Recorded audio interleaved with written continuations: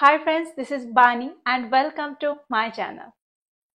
বন্ধুরা, আজকে আমি তোমাদের জন্য ওভার দিয়ে কিছু ইউজফুল স্ট্রাকচারস নিয়ে এসেছি, যে স্ট্রাকচারস গুলোকে প্রতিদিনের কনভারসেশনে তোমাদের ব্যবহার করতে হয়। দেখো, আজকের এই ভিডিওটাতে আমি ওভার, অ্যাবাভ আর অনের মধ্যে কি পার্থক্য সেটা নিয়ে আলোচনা করব না। এই কনসেপ্টটা তোমাদের যদি ক্লিয়ার না থেকে থাকে, এই টপিকের ওপরে আমি আলাদা ভিডিও তৈরি করেছি, সেই ভিডিওটা একবার দেখে নিও, তাহলে তোমাদের এই কনসেপ্টটাও ক্লিয়ার হয়ে যাবে।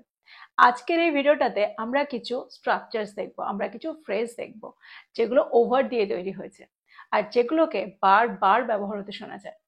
তো আজকের এই ভিডিওটা কিন্তু খুবই ইম্পর্টেন্ট, খুবই ফ্রুটফুল। তোমরা কোথাও যাবে না, আমার সাথে ভিডিওটা একদম শেষ পর্যন্ত থাকবে। যারা চ্যানেলে নতুন, অর্থাৎ প্রথম আমার ভিডিও দেখছো, তারা প্লিজ চ্যানেলটাকে সাবস্ক্রাইব করে নিও, তাহলে যখনই আমি ভিডিও আপলোড করব তোমরা নোটিফিকেশন পেয়ে যাবে। তো আর দেরি না করে চলো শুরু করা যাক আজকের ভিডিও। সবার আগে আমরা দেখব ওভার টাইমের ব্যবহার। ওভার টাইম, দেখো সেন্টেন্সে আমরা ওভার টাইমকে দুটো অর্থে ব্যবহার করতে পারি। যখন আমরা ওভার টাইম একই সাথে ব্যবহার করি তার অর্থ অন্যরকম হয়, আবার যখন আমরা সেন্টেন্সে ওভার এবং টাইম আলাদা আলাদা সেন্টেন্সে ব্যবহার করি তখন তার অর্থটা অন্যরকম হয়। যদি আমরা সেন্টেন্সে ওভার আর টাইম আলাদা আলাদা ব্যবহার করি তার অর্থ হয় সময়ের সাথে সাথে, অর্থাৎ ওভার আর টাইমের মধ্যে যদি স্পেস থাকে তার অর্থ হয় সময়ের সাথে সাথে। এক্সাম্পল দেখো, সময়ের সাথে সাথে সে আরো আত্মবিশ্বাসী হয়ে উঠেছিল। She became more confident over time. She became more confident over time. তো এখানে তোমরা বুঝতে পারছো ওভার টাইমের কি অর্থ। ওভার টাইমের অর্থ হলো সময়ের সাথে সাথে। আমরা প্রায় বলে থাকি যে সে সময়ের সাথে সাথে সব শিখে যাবে। সেন্টেন্সটা কি হবে? She will learn everything over time. She will learn everything over time. যদি আমি বলি সময়ের সাথে সাথে তিনি সাবলীলভাবে ভাষাটি শিখেছিলেন, সেন্টেন্সটা কি হবে? He learned the language fluently over time. He learned the language fluently over time.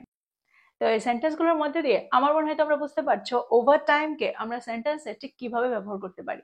এবার আমরা দেখবো ওভার টাইমের কি অর্থ, অর্থাৎ সেন্টেন্সে যখন তোমরা একই সাথে ওভার টাইমকে পাবে তখন তার অর্থটা কি হবে। দেখো, যখন আমরা সেন্টেন্সে ওভার টাইম একই সাথে পাই, অর্থাৎ মাঝখানে কোনো স্পেস থাকে না, তার অর্থ হয় বেশি সময় কাজ করা। যখন আমরা বোঝাতে চাইবো যে সে বেশি সময় কাজ করেছে বা আমি অফিসে বেশি সময় কাজ করেছি, এরকম অর্থে আমরা সেন্টেন্সে ওভার টাইমের ব্যবহার করতে পারি। এক্সাম্পল দেখো, প্রকল্পটি শেষ করার জন্য তিনি বেশি সময় কাজ করেছিলেন।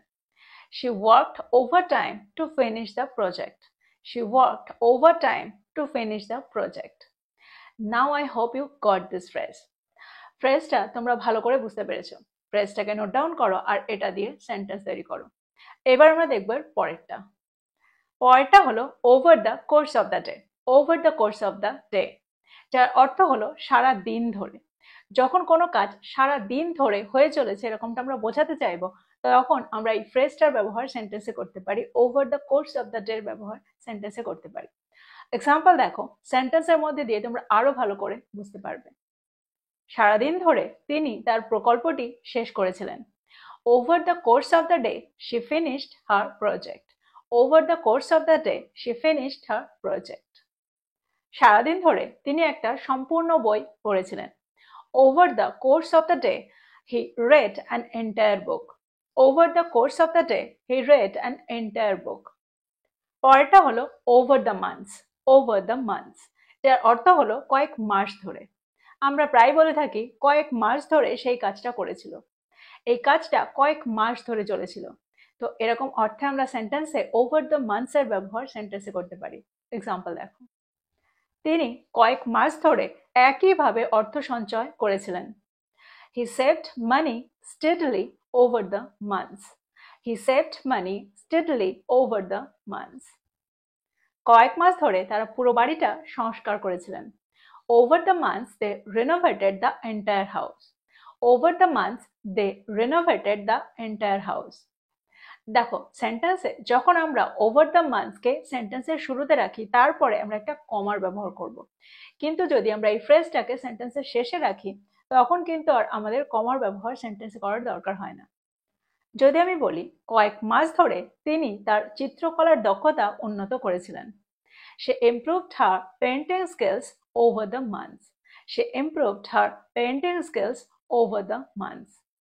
তো তোমরা বুঝতে পারছো সেন্টেন্সে আমরা স্ট্রাকচারটাকে কি করে ব্যবহার করছি। এবার আমরা দেখব পরেরটা হলো ওভারনাইট। ওভারনাইট যার অর্থ হলো রাতারাতি। আমরা প্রায় বলে থাকি রাতারাতি সে বিখ্যাত হয়ে গেছে, রাতারাতি বাড়িটা তৈরি হয়ে গেছে।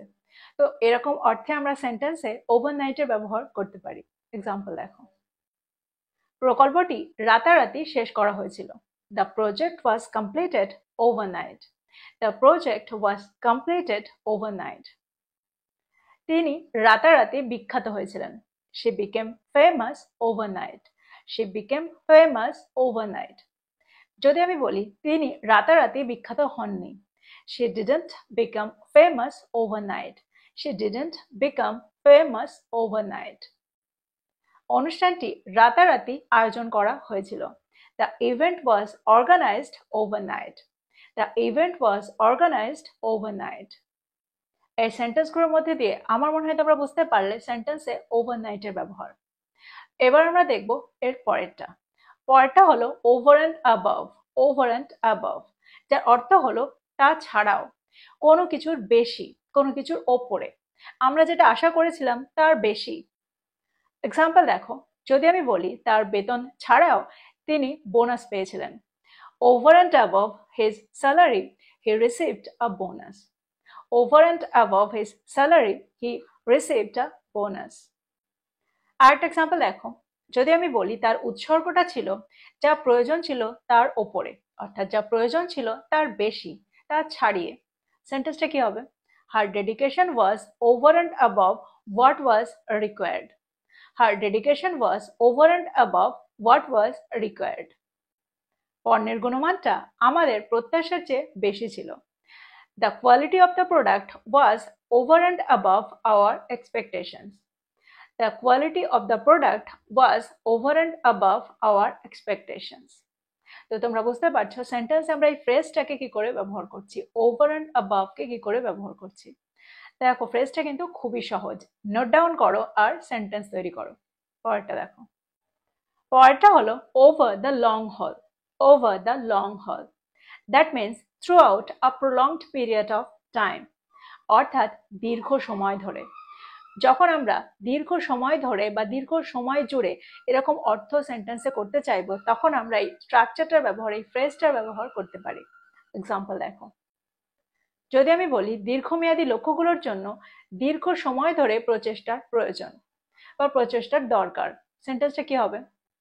Long term goals require effort over the long হল। Long-term goals require effort over the long haul. যদি আমি বলি কঠোর পরিশ্রম দীর্ঘ সময় ধরে সাফল্যের দিকে নিয়ে যায়। Hard work leads to success over the long haul. Hard work leads to success over the long haul. ভালো অভ্যাসগুলো দীর্ঘ সময়ের জন্য মূল্য দেয়। Good habits pay off over the long haul. Good habits pay off over the long haul. তো তোমরা বুঝতে পারছো সেন্টেন্সে ওভার দ্য লং হলকে আমরা ঠিক কিভাবে ব্যবহার করতে পারি। পরেরটা হলো over the rainbow. Over the rainbow যার অর্থ হলো সামথিং ওয়ান্ডারফুল, সামথিং ড্রিমি, অর্থাৎ চমৎকার, অদ্ভুত, দারুণ। এরকম অর্থে আমরা সেন্টেন্সে এই ফ্রেজটার ব্যবহার করতে পারি।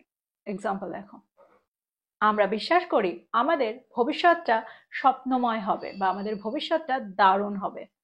We believe our future will be over the rainbow. We believe our future will be over the rainbow.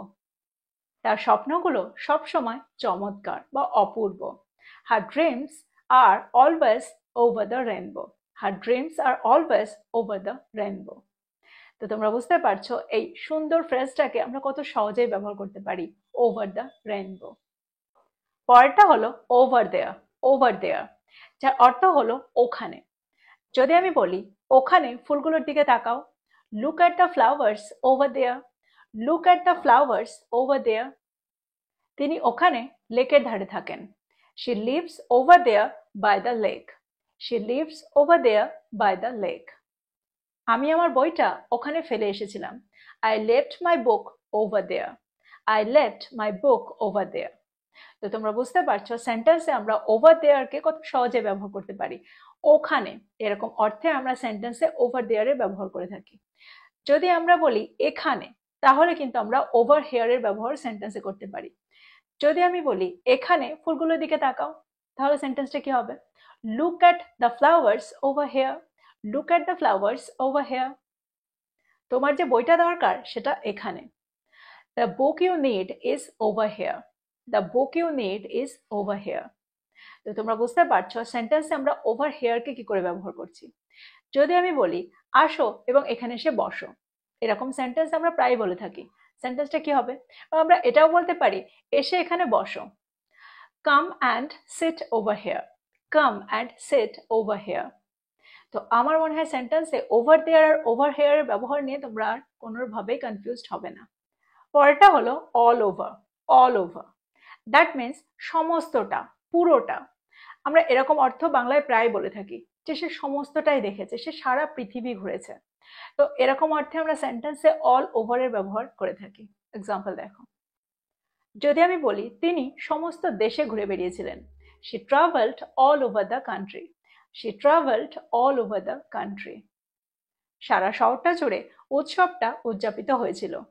the festival was celebrated all over the city. the festival was celebrated all over the city. তিনি সারা পৃথিবী থেকে ডাক ticket collect করেছিলেন, বা আমরা এটাও বলতে পারি তিনি সারা পৃথিবী থেকে ডাক টিকিট সংগ্রহ করেছিলেন। He collected stamps from all over the world. He collected stamps from all over the world.